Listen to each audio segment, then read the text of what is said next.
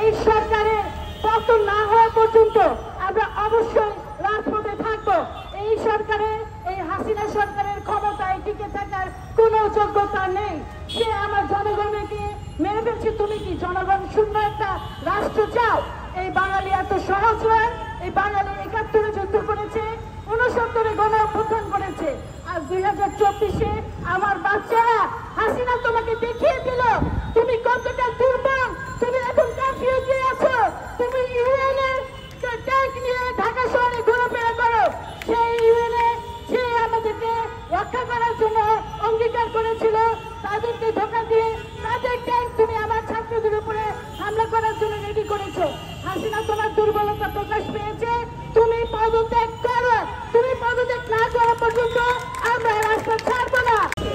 নিরস্ত্র সাধারণ মানুষের বিরুদ্ধে সরকার আজকে যুদ্ধ ঘোষণা করেছে।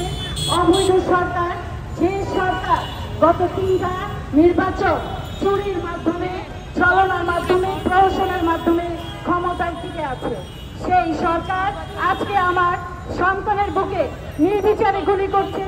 নির্বিচারে আমার শত শত ছাত্রকে তারা গুলি করে হত্যা করেছে এবং গুম করেছে। যারা এই কথা আন্দোলন করছে, বারে বারে তাদেরকে বলা হচ্ছে, ছাত্ররা নিজেরা বলেছে যে এই ধ্বংসযজ্ঞের মধ্যে আমরা নেই। তাহলে কেন তাদেরকে এই গণগ্রেফতার?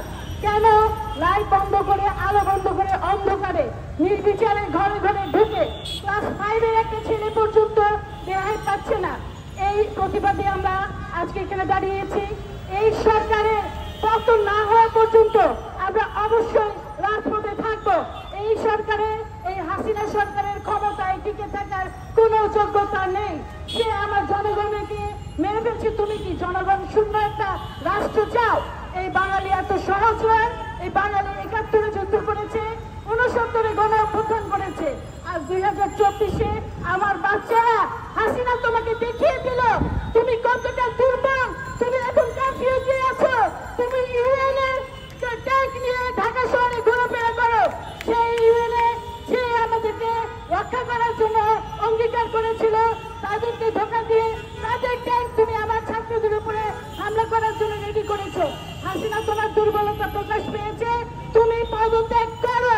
তুমি পদত্যাগ না করা পর্যন্ত আমরা রাস্তা ছাড়বো।